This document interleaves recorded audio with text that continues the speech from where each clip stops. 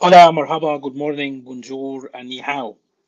Welcome back to another episode of the Great London podcast. Today is the sixth episode, and we will discuss about the biggest challenging facing Tower Hamlets and Canary Wharf in general, and how we can fix them together.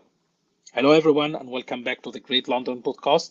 Today, I want to talk about something very real and very important, the everyday challenge people are facing in Tower Hamlets in general, especially here in Canary Wharf where I'm standing.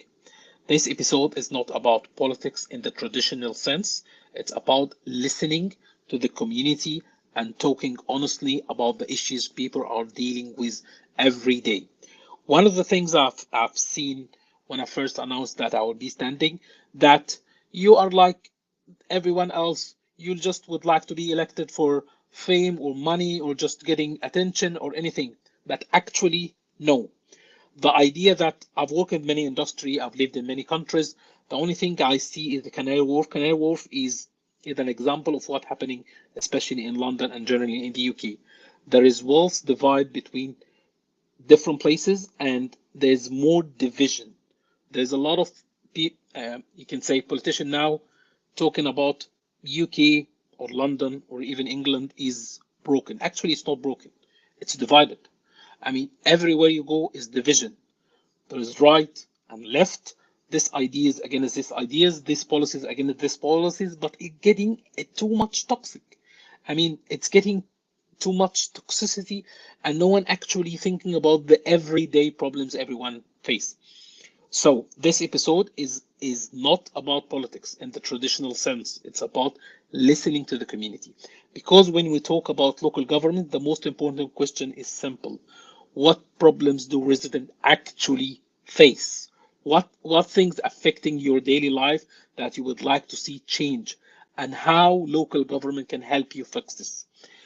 Over the past months, and speaking with people who live and work, especially in Canary Wharf and across Tower Hamlets, because there is many individuals doesn't live in Canary Wharf because it's a very small ward, but they are actually in the other parts of Tower Hamlets.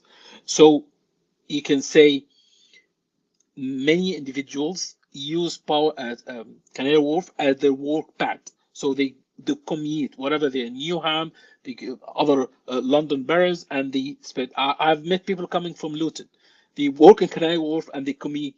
They commute each day from Luton to Canary Wharf. So let's talk about them. First, housing and affordability. Tower Hamlets have seen huge development over the last 20 years. New towers, luxury apartments, and model building have changed the skyline.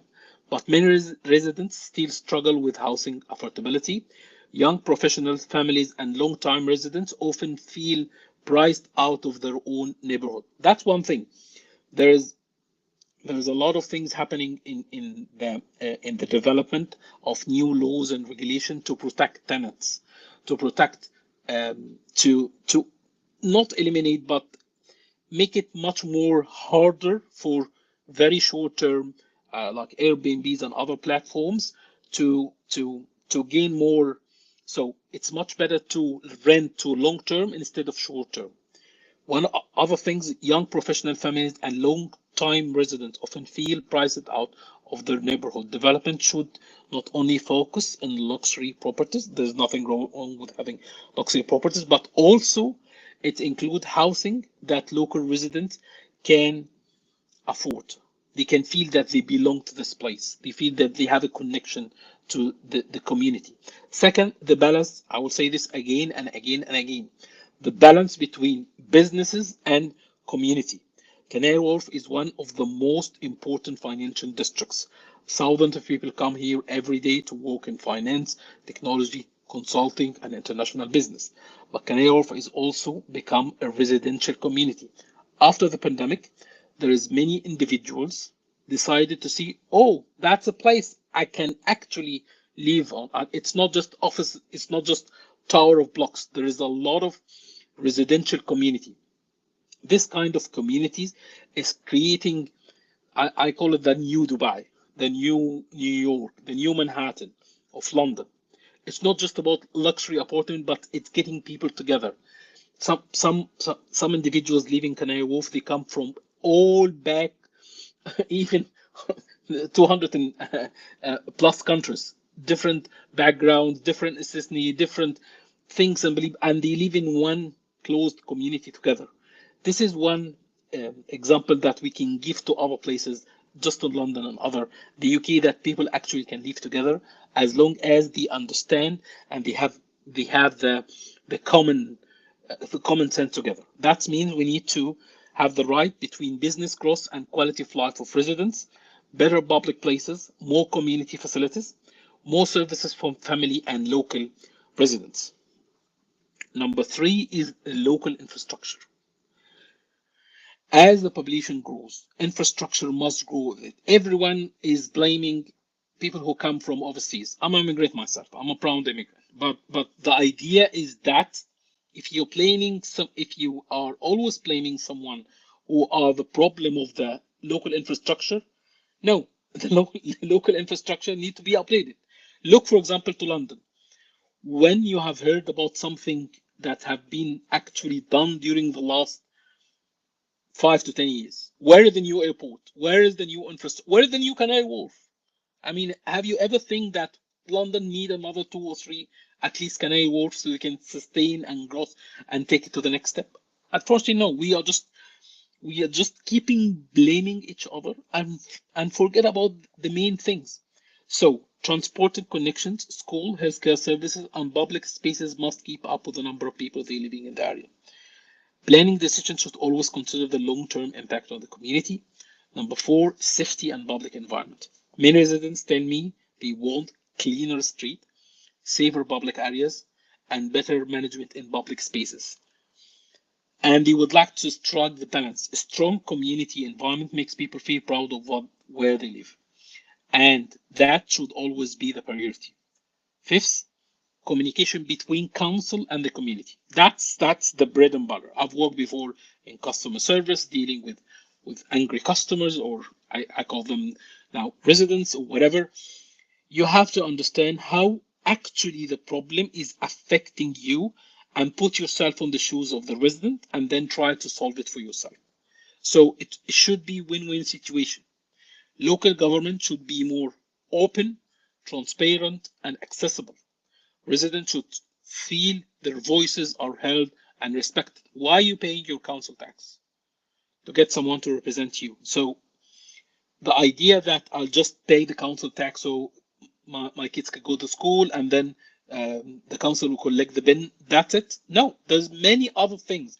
And one of the things you actually pay for the expenses as salary or income for the people who are working the local government. So look, you are part of the local, it's like a club, and what you pay is your membership fees.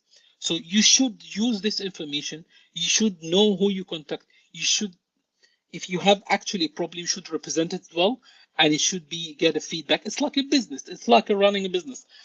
One of the things I've seen that we should run council like businesses. It's not the idea that okay, it could be non for profit, but at least should be run with people who understand business, people who understand profit and loss. And many countries, not just the UK, thinking about that, having a politician career or someone have spent all his life doing politics and know nothing else. That's a mistake now, because we need to mix between different backgrounds and different understanding and different experience from real life and put it into especially local government. That brings me to the most important part of the conversation: solutions. Local government cannot solve every problem overnight. That's, I know. Once you have the election and once you have a new candidate or successful, you need this guy or this girl just to do everything instantly. You've won today, tomorrow I need to fix all my problems. Actually, life never happened like this. Give it time, give it an understanding, building communication, building, you can say, a problem solving process to take things to the next step. But it can be do three very important things: listen, communicate clearly, and plan for the long term. As you think that you'll be heard and you will be communicated properly, things will be taken to the next step. As someone running for council in Canary Wharf Ward, my approach is simple. First, open, communication. Residents should always know how to reach their councillor and feel comfortable raising concerns. Second, practical problem solving. Local issues often need practical solution, not complicated politics. I'm here. This is the website for the council. Everyone knows about it. One of the things is that strike me is that there's there's no contact us. I mean, just it. How can I contact these guys? I'm not living in Tower Hamlets. Okay, let's assume I'm Mike. I'm just thinking about moving to Canary Wharf or other places under the Tower Hamlets Council, and I'm trying to ask a question to the council. Where is the contact page? This is a very simple. Any business. Okay, let me. Where site? Okay, I have to go sitemap. Oh my God, that's getting too much complicated. So it's the idea is that how you can contact. Okay, you have to do a lot of googling. You have to request it. You have to report it. You have to pay for it. You have to, hey, I found it. Contact us here. It's not in the first page.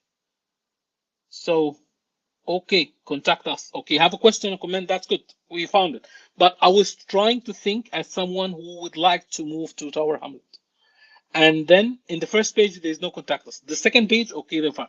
And then here the thing, contact council tax, contact housing, parking, contact us by phone, contact your councillor, that's good, contact another council service, report a problem, whistleblowing and complaint. The idea is that it should be run as a business.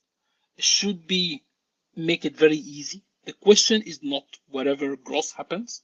It will. The question is how we manage that growth and communication in the way that benefit the community. Because the goal of local government should always be simple, to improve the quality of the people who live there. You vote for someone who should represent you, easy to be communicate, easy to get in touch, have an understanding with them, and then solve the problem together. That's it. Some problems will not be able to be solved. Let's be clear. I will not be able to solve everything, but at least you have a communication. I'll not be able to do this now. It's in the plan. Maybe in the future. Sorry, I'll not be able to help you extra with this. It's very simple. It's like a business. If you request a service from business, you have mainly 3 reply. We can do it in the spot. We can do it later. Sorry, we'll not be able to help you. Very simple. Because to improve the quality of life who live there, the podcast is not just about sharing ideas. It's about listening. That's why I ask every one of you, wherever you live in Canary Wharf or Tower Hamlets or anywhere in the UK, even overseas, what the problem you face, what kind you expect from the local government, what's the biggest issue you see in the community, what needs to be improved, and how we can work together to make our neighborhood better. Because strong communities are built through conversation and participation. Thank you for listening for the Great London podcast. I'm looking forward to continue the discussion in the next episode. Stay great, my friends, and I appreciate your support. The more you show the video, the more we get comments, the more we're increasing. It's not about politics. It's not about who you will vote for. This is about everyone who live in the UK in general and London, and especially in Canary Wharf. Stay great, my friends, and let's keep in touch always. Bye-bye.